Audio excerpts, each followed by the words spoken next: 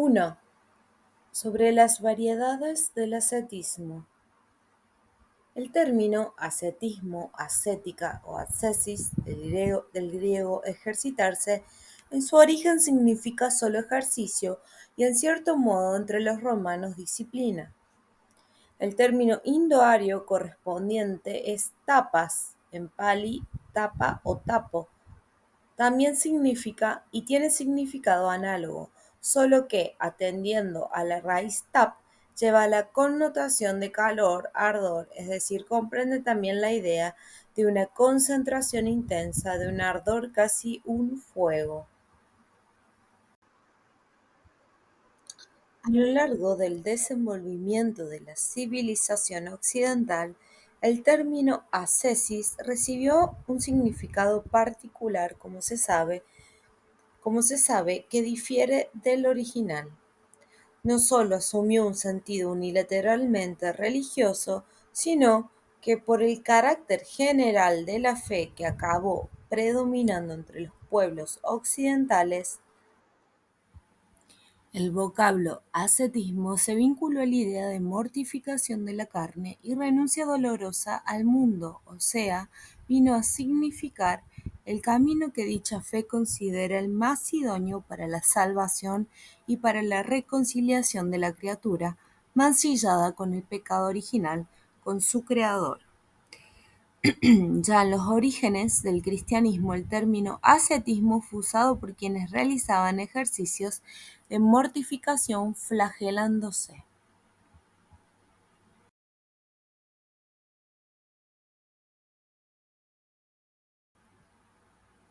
En torno al ascetismo se ha formado pues en Occidente una tupida red de malentendidos y prejuicios. El significado unilateral que ha tomado el ascetismo en el cristianismo y el hecho de que no rara vez se lo asocia a formas desviadas de vida espiritual ha suscitado como por contrapunto reacciones que, entre paréntesis, no sin tendencias antitradicionales y profanas, ponen siempre el énfasis en que determinado ascetismo puede resultar negativo para el espíritu moderno. Sin embargo, precisamente nuestros contemporáneos, como poniendo las cosas cabeza abajo, han retomado expresiones de la terminología ascética, aunque ateniéndose al plano materialista que le es propio. Por eso se llega a hablar de una mística del progreso, de una mística de la ciencia, de una mística del trabajo y así sucesivamente, a la par que otros hablan de una ascesis del deporte, de una ascesis del servicio social y hasta de una ascesis del capitalismo. A pesar de la confusión de ideas, aquí se pone de manifiesto un regreso al significado original de la palabra ascesis. En efecto, en ese uso moderno del término se entiende ni más ni menos el simple hecho de un ejercicio, de una aplicación intensa de fuerzas, con cierta impersonalidad, cierta neutralización del elemento puramente individual y hedonista.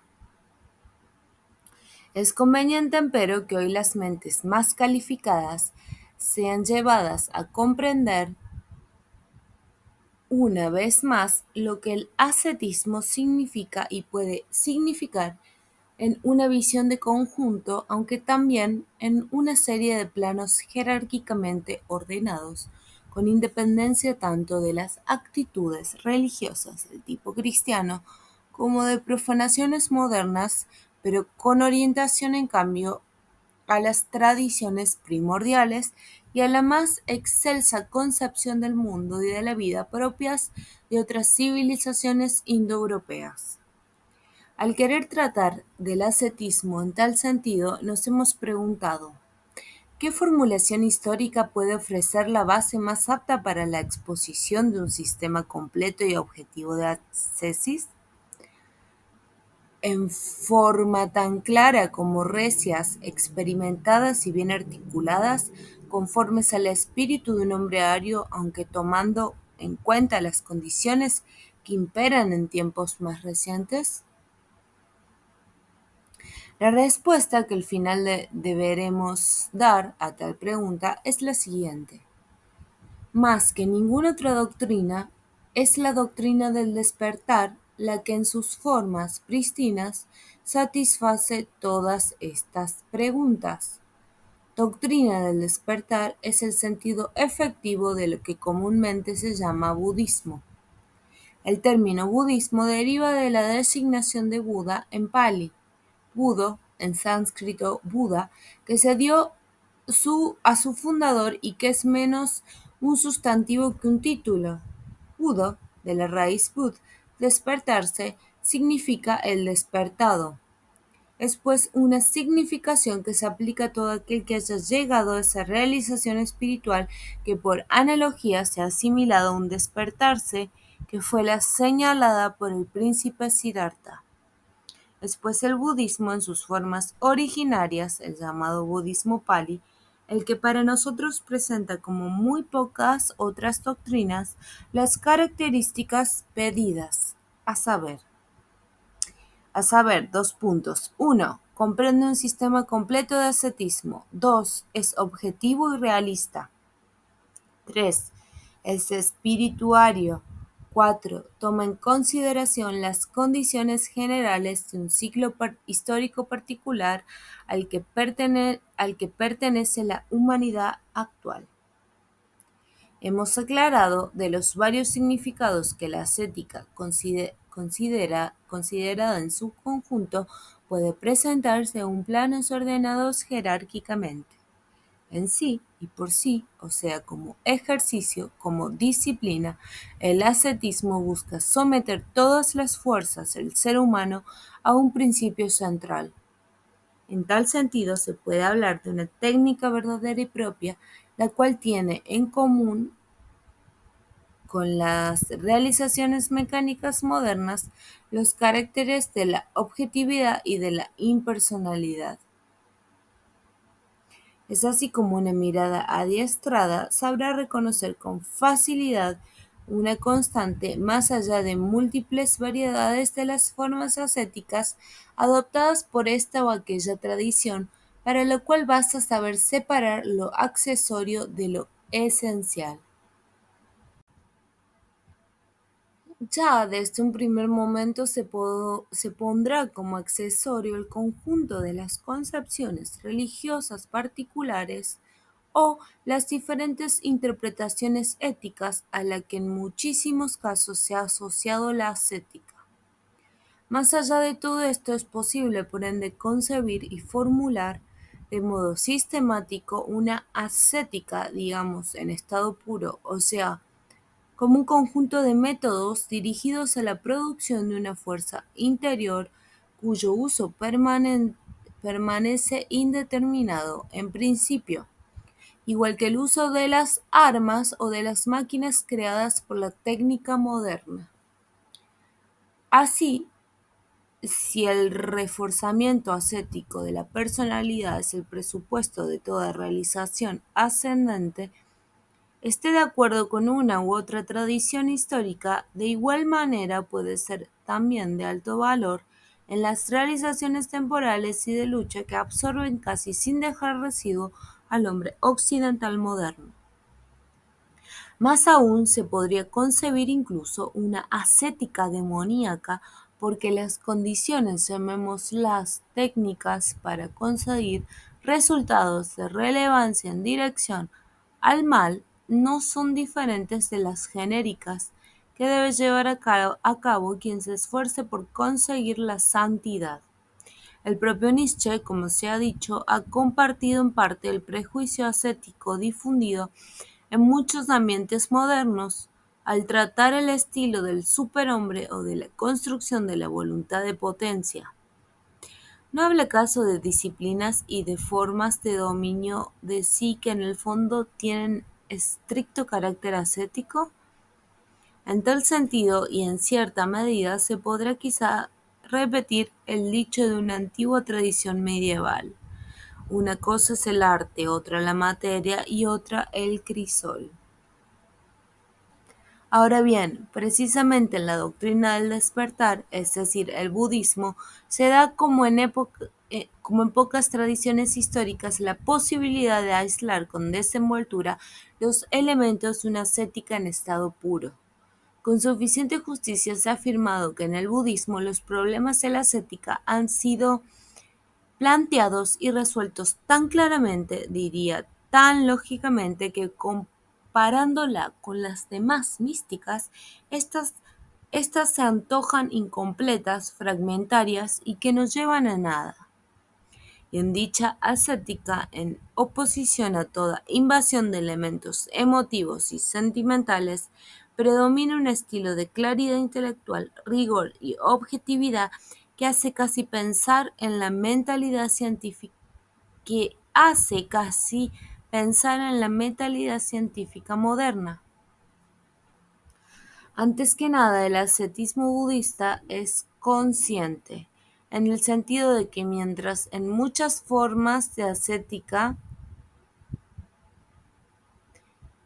y en las cristianas casi sin excepción, lo accesorio está inextricablemente cosido en lo esencial. Entre paréntesis, de guisa que las realizaciones ascéticas son indirectas, por así decir, porque proceden de impulsos y movimientos del ánimo determinados por sugestiones o arrobamientos religiosos. En el budismo, por el contrario, se tiene la acción directa basada en un saber consciente de las finalidades y que se desenvuelve en procesos controlados desde el comienzo al fin. Así como un hábil tornero o un aprendiz de tornero al tirar fuerte sabe, yo tiro con fuerza y al tirar lentamente sabe, yo tiro lentamente. Y también, así como un hábil carnicero o un aprendiz de carnicero mata una vaca, la lleva al mercado, la destaza pieza por pieza y conoce estas partes, las mira y examina bien y luego se sienta. He aquí entre muchos los símiles drásticos típicos por los que hace al estilo de conciencia que en la doctrina del despertar tiene todo procedimiento ascético y contemplativo. Otro símil es el del agua clara y transparente, a través de la cual se pueden ver todo lo que hay en el fondo, símbolo de un ánimo que ha eliminado toda inquietud y confusión. Y este estilo veremos que se afirma por doquier en todos los planos de la enseñanza budista, por lo que se ha podido afirmar con razón que aquí, entre comillas, el camino hacia el conocimiento y el despertar está tan claramente descrito como si sobre un mapa estuvieran señalados cada árbol, cada puente, cada casa que hay a lo largo de una carretera. En segundo lugar, en pocos sistemas se evitan, como en el budismo, las colusiones entre ascesis y moralidad, por la percatación del valor puramente instrumental que la primera tiene para la segunda. Cada precepto ético se consideró aquí según una dimensión particular, es decir, según los efectos ascéticos positivos de seguirlo o no seguirlo. Cabe decir, pues, que aquí no solo se supera toda mitología griega, sino toda mitología ética. En efecto, los elementos del sila, o sea, la recta de conducta.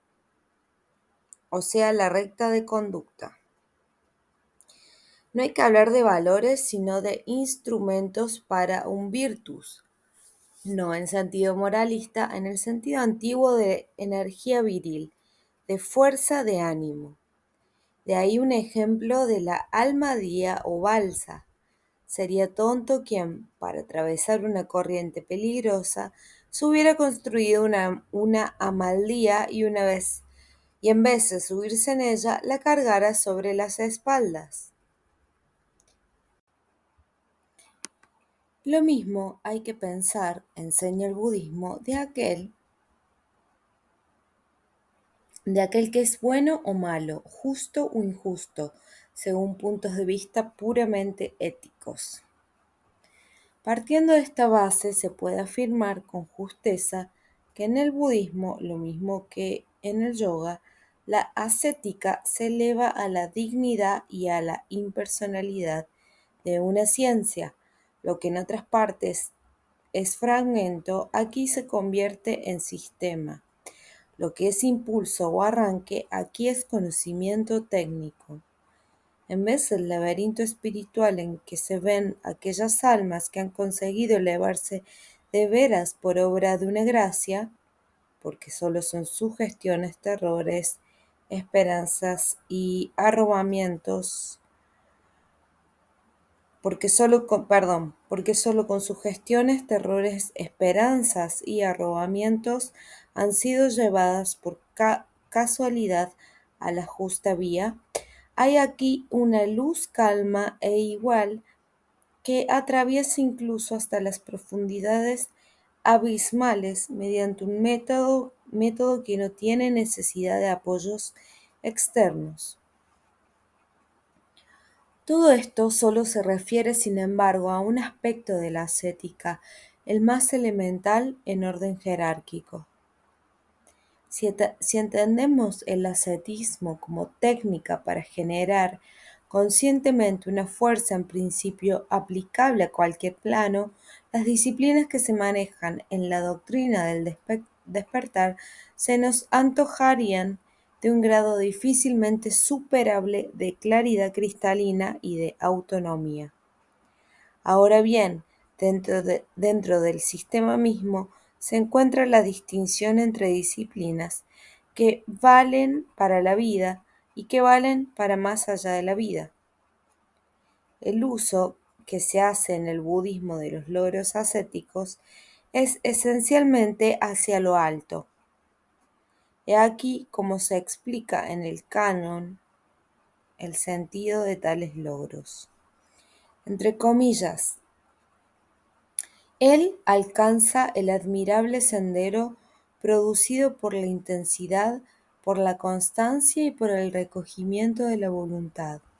El admirable sendero producido por la intensidad, por la constancia y por el recogimiento del ánimo, el admirable sendero producido por la intensidad, por la constancia y por el recogimiento del examen, y estos 5 veces con ánimo heroico. Y se añade, y vuelto así 15 veces heroico, es capaz o discípulos de la liberación, capaz del despertar, capaz de conseguir la incomparable seguridad. En el mismo sentido, en otro texto se contempla una doble posibilidad. O seguridad en la vida, o no regreso a una forma condicionada de existencia después de la muerte, a una forma considerada de existencia está entre corchetes. Sí, empero, la seguridad se vincula al estado de despertar. Incluso en un plano más relativo se puede superar la alternativa y pensar en una segunda seguridad en vida, creada por un primer grupo de disciplinas ascéticas capaz de mostrarse en todo campo y que servirá en lo esencial como presupuesto para una ascesis de carácter trascendente. Por esto se habla de una aplicación intensiva concebida como clave de arco de todo el sistema y que, desarrollada y a menudo ejercitada, conduce a una doble salud, la salud presente y la salud futura, la seguridad en el desarrollo ascético. Habana. Tiene como correlativo la calma incolume, samatha, que se puede considerar el más alto fin de una disciplina neutra, que puede seguir incluso quien no deja de ser hijo del mundo, putujriana, Más allá de esto se encuentra esta misma calma, incólume, samatha, que unida al conocimiento, vipassana, conduce a la gran liberación. Se presenta aquí, pues, un nuevo concepto de ascesis jerárquicamente superior al precedente y que lleva al orden suprasensible y superindividual. En esto se advierte a la par la razón de que también en este orden superior el budismo ofrezca marcos de referencia positivos como pocas otras tradiciones. Y es que el budismo en sus formas primordiales se distingue de todo lo que es simple religión, mística, en el sentido más difundido del término, sistema de fe o de devoción, rigidez dogmática. También en lo que no es ya de esta vida, en lo que es más que vida, el budismo como doctrina del despertar se nos presenta con unos rasgos de severidad y de desnudez que son característicos de todo cuanto es monumental, con una atmósfera de claridad y de fuerza propia de todo aquello que en sentido general puede llamarse clásico, según una virilidad y una osadía que podrían parecernos prometeicas, sino que incluso se las podría llamar olímpicas. Pero para darnos cuenta de todo esto es preciso una vez más remover múltiples prejuicios, para lo cual será bueno distinguir dos puntos. Se ha afirmado que el budismo en su esencia y en sus formas originales, hecho pues a un lado el budismo popular más tardío que se caracteriza por una divinización de su fundador, no es una religión. Esto es verdadero, pero es preciso que nos entendamos sobre qué se quiere concluir en el plano de los valores con tal afirmación. Desde un punto de vista general, los pueblos occidentales se han hecho tal grado a la religión que ha predominado en sus países, que la toman por unidad de medida y de modelo de cualquier otra. Esto ha traído como consecuencia que las tradiciones occidentales más antiguas, desde la helénica y romana, no hayan sido ya comprendidas en su verdadero significado y su valor efectivo. Es fácil pensar que ha ocurrido respecto de tradiciones más antiguas y a menudo más remotas, como las que las razas indoeuropeas crearon en Asia. La verdad es que, sin embargo, la perspectiva se trastrueca. Así como la civilización occidental moderna es una anomalía frente a civilizaciones de tipo tradicional, de igual guisa, de igual guisa el significado y el valor de la religión cristiana se deberían medir de acuerdo con lo que en ella eventualmente se puede retrotraer a un concepto de lo sobrenatural más vasto, claro, primordial y menos humano. Sin detenernos en este punto que ya hemos tratado en otras ocasiones, indicaremos solo la arbitrariedad de identificar la religión en general con la religión teísta fundada sobre la fe. A este tipo de religión le cuadra bien el término de exoterismo, y si se toma en cuenta el fondo sentimental, subintelectual, irracional y pasivo que ningún sistema escolástico logrará nunca resolver por entero en tal sistema, del cual, cosa rara, están ausentes incluso ciertas culminaciones místicas, hay que considerar el colmo de la presunción reivindicar para este sistema los caracteres de una religión superior, más aún de la religión por excelencia. Hay que reconocer, de todos modos, que en este tipo de formas religiosas, que este tipo de formas religiosas son necesarias y el propio Oriente las ha conocido, aunque en tiempos posteriores, como por ejemplo la vía de la devoción, Bhakti Marga de Baj, adorar, de Ramayana, con ciertas, o Ramayuna, Ramanuja, perdón, con ciertas formas del culto de la Sakti y como derivado del mismo budismo con el amidismo. Pero en toda civilización normal y completa, estas formas devocionales han sido concebidas únicamente para la masa, mientras que quienes tienen otra vocación, otras aspiraciones, se les han indicado otros caminos, otros marcos de referencia. Y lo mismo ocurre con el budismo y es en este sentido, y solo en este sentido, que se puede decir que el budismo no es una religión, siempre en las formas originarias y auténticas a las que se limitará exclusivamente nuestro estudio e interpretación. Así las cosas, cabe señalar que ya el concepto central del budismo, el despertar, tiene carácter metafísico y no religioso y supone una netísima diferencia frente a todo lo que es religión en sentido estricto, devocional y sobre todo cristiano. Nos encontramos frente a una doctrina según la cual la condición humana que se ha de superar no es en modo alguno efecto de un pecado, de una transgresión. Este es el motivo fundamental de la religión, que se ha de reparar arrepintiéndose, esperando e invocando a una gracia gratuita, la salvación.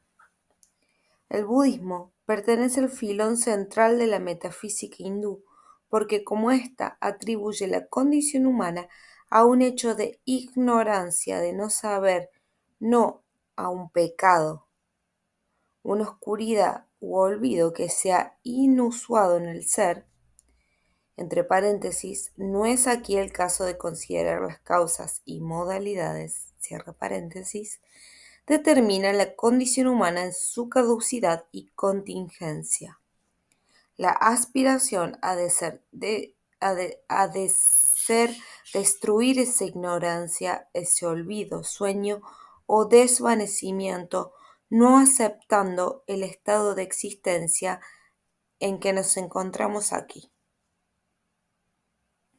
De igual manera, el iniciado helénico bebe de la fuente del recuerdo para reingresar a su naturaleza primordial, semejante a la de los dioses.